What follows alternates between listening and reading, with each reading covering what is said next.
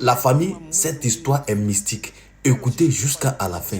Ce jeune-là, il a échappé à beaucoup de choses. Famille, écoutez et partagez et abonnez-vous. C'est ma nouvelle chaîne. Mais comme ma maman est dans une autre ville, elle aussi, je ne voulais pas l'inquiéter parce que je connais, moi, je suis son unique enfant. Si je lui disais, elle allait perdre, et puis elle est fragile. Elle pouvait même tomber là-bas. Donc, à cause de ça, là, j'encaissais. Mais un jour, la maladie m'a paralysé. J'étais couché ce jour-là. Wallah, je jure par Dieu qui détient mon âme. Je lui ai dit, je dis Dieu, aujourd'hui, là, je ne peux plus dépasser ce jour. Je suis fatigué. Si tu vas me guérir, il faut que tu me guérisses aujourd'hui. Si tu ne vas pas me guérir, il faut prendre mon âme, mais de la façon la plus douce. Parce que là, je suis fatigué. Je vous jure que si vous perdez l'espoir dans ce monde, même si on met tout l'ordre du monde devant vous, ça ne va rien vous dire. Wallahi. J'étais tellement désespéré l'unique ce jour-là. Étant couché, j'ai dit j'avais perdu toute ma forme.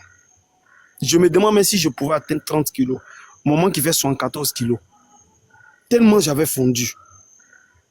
Et quand j'étais en train de faire cette invocation-là comme ça dans mon cœur, parce que je ne parlais pas, en même temps, j'ai commencé à sentir du vide autour de moi. C'est si comme moi-même, en réalité, je pouvais traverser les murs, je pouvais traverser même le lit sur lequel je suis. Tout était devenu bizarre autour de moi. Je ne sentais pas de douleur. L'unique, je suis en train de te faire une révélation, hein, et je prends Dieu en témoin. Wallahi. Ça dit que je ne ressentais aucune chose, aucune matière autour de moi, ni douleur, ni joie. J'étais comme ça, vide. Et je vois à la porte, il y a un deuxième de moi-même qui est arrêté là. L'unique, je jure par Dieu, si j'ai menti, Dieu va me juger, le jour du jugement dernier. J'ai vu moi-même ma réplique arrêtée à ma porte, il me regarde. Il a coulé 2 larmes. Oui, moi-même ma réplique arrêtée, puis il me regarde, et puis il a coulé 2 larmes. Quand il a coulé 2 larmes, là, il est sorti de la maison. Là. Le soir, là, la forte fièvre que je faisais, là, ça a commencé à baisser un peu. Et j'ai une amie à l'époque qui n'était pas encore mariée, qui était à Séguéla. Elle m'a appelé, elle dit, hé, Mohamed, que ça fait un bon temps de... Je dis, oui, je suis là. Elle dit, mais ta voix est bizarre. Je dis, je suis malade. Mohamed, Oui. attends. Mohamed, attends. Il a coulé 2 larmes et puis il est parti. Il a coulé 2 larmes et puis il est sorti. De la maison. Il me regardait comme ça dans les yeux, oui. Et puis il est sorti par la porte. Il n'a pas ouvert la porte. Hein.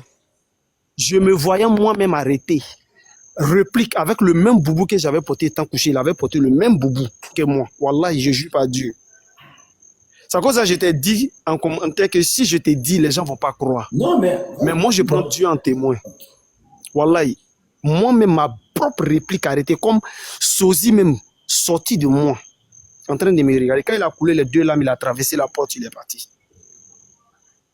Est-ce que tu comprends? J'avais perdu l'espoir même le jour-là. Je voulais même que Dieu prenne mon âme. Tellement que la maladie m'a fatigué. Et c'est là, ma camarade là, elle m'a appelé dans la soirée. Mais bizarrement, ma fièvre avait baissé. Hein. Donc j'arrivais à parler un peu. Et c'est là, elle m'a dit que ma voix est étrange. J'ai dit, je suis malade depuis 4 mois. Elle a crié, elle dit, hé, que donc ça là? Toi, tu allais mourir comme ça pour me laisser, genre plaisantant quoi. C'est là que j'ai dit, non, vraiment c'est grave. Mais le soir là même, j'arrive à parler bien, c'est ça qu'elle a. Elle dit, mais tu as quoi? De commencer à lui dire les symptômes. Bien qu'elle-même était élève, hein, elle a commissionné un de ses frères de Séguéla. Elle a payé tous les types de médicaments pour donner à son frère de venir me donner. Et son frère m'a apporté. J'ai commencé maintenant à faire les traitements. Au bout d'une semaine, ça a commencé à aller. C'est là maintenant j'ai appelé maman, je lui ai expliqué. C'est comme c'était un début. Donc elle aussi, elle a chargé les médicaments dans les villages autour et de la ville où elle est là. Et elle aussi, elle m'a apporté ça. Et j'ai fait maintenant mon traitement. C'est pour dire qu'en réalité, il y a des phénomènes que Dieu fait, personne ne peut expliquer. Personne ne peut les expliquer. Wallahi. En tout cas, croyons en Dieu. C'est la finalité de toute chose. Toi maintenant là, hein? Oui, oui. Quand ton truc, comment on appelle ça?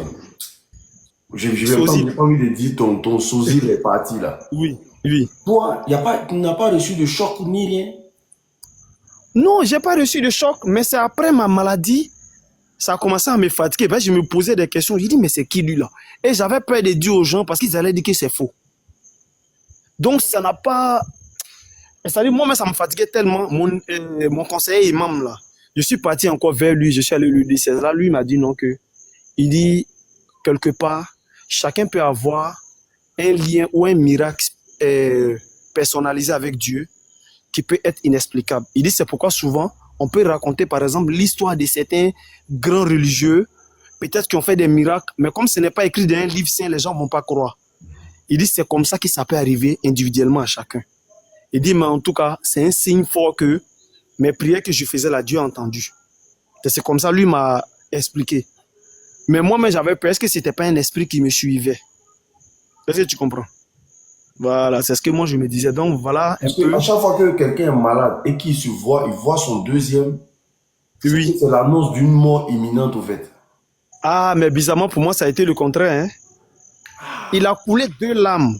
J'ai bien vu. En fait, je t'explique même la différence. C'est que quand je l'ai vu mettre dans la maison, le côté où il était là, c'était illuminé. C'était si comme il n'y a pas de toit, c'est le soleil qui éclaire la partie. Je ne sais pas si tu vois. Ok. Mais c'était pas une lumière, genre, qui fait mal aux yeux, c'était doux. C'était une lumière douce, mais tu voyais tout propre. Et il est sorti par la porte, il est parti. Tu vois, non? Donc, c'est un peu ça Tu l'unique. n'étais pas endormi ni rien. L'unique, j'ai dit, je dormais pas. J'étais bien conscient et je sais ce que j'ai vu. La seule chose, c'est qu'il n'a pas parlé. Il m'a seulement regardé, il a coulé les larmes et puis il est sorti. Mais il ne m'a pas parlé, il ne m'a rien dit. C'est que tu as une grande destinée, hein. C'est que tu n'es pas n'importe qui. Hein. Ah, en tout cas, que Dieu t'entende. Tu as vraiment une grande destinée. Et Dieu va agir au moment opportun. Inch'Allah. Okay. Vraiment, merci bien. En tout cas, que Dieu te bénisse abondamment. Et vraiment, sache que tes 2 histoires vraiment sont été vraiment des histoires très édifiantes. Et tu peux venir à n'importe quel moment que tu veux si tu as encore des histoires. Inch'Allah. Voilà.